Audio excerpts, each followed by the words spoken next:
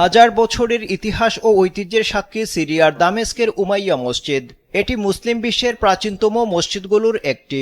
৬৩৪ খ্রিস্টাব্দে মুসলিম সেনাপতি খালিদ বিন ওয়ালিদ দামেস্ক জয় করার পর ক্যাথেড্রালের ছোট একটি অংশে মুসলমানদের নামাজ পড়ার ব্যবস্থা করা হয়েছিল। এরপর উমাইয়া খেলাফত প্রতিষ্ঠিত হওয়ার পর খলিফা আল ওয়ালিদ ক্যাথেড্রালের বেশিরভাগ অংশ নিয়ে একটি বৃহৎ আয়তনের মসজিদ নির্মাণের পরিকল্পনা করেন। প্রায় ৯ বছর কাজ করার পর ৭১৫ খ্রিস্টাব্দে খলিফা সুলাইমান ইবনে আব্দুল মালিকের যুগে মসজিদের নির্মাণ কাজ শেষ হয়। ঐতিহাসিক ইবনুল ফকিহের বর্ণনা অনুসারে উমাইয়া মসজিদের নির্মাণ কাজে ৬ থেকে ১০ লাখ স্বর্ণমুদ্রা ব্যয় করা হয়েছিল।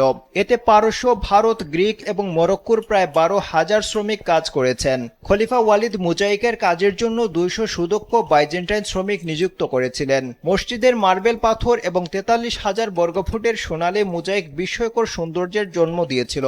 পরবর্তী যুগের সব মুসলিম শাসকই উমাইয়া মসজিদের উন্নয়ন ও সংস্করণে গুরুত্বপূর্ণ অবদান রাখেন।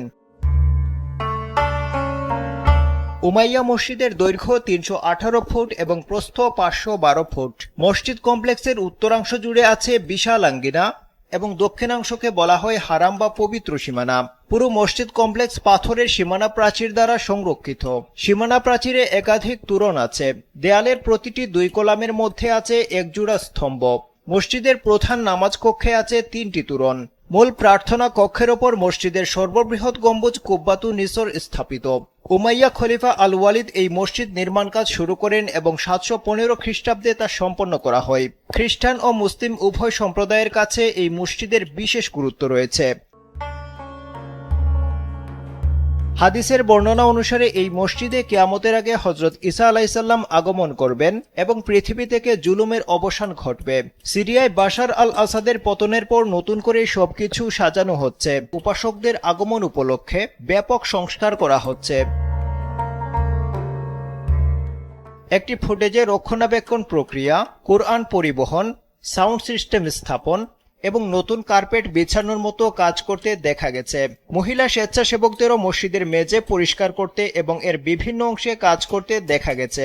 মসজিদে বিভিন্ন রঙের অলংকৃত দাগযুক্ত কাচের জানালা এবং এর ঐতিহাসিক সোনার ঝাড়বাতি দেখা গেছে। স্বেচ্ছাসেবকরা আনন্দ প্রকাশ করে বলেন, প্রায় ২০ থেকে ২৫ দিন এখানে কাটিয়েছেন তারা। পরিচ্ছন্নতা, রক্ষণাবেক্ষণ এবং স্বেচ্ছাসেবক হিসেবে কাজ করতে পেরে তারা গর্বিত।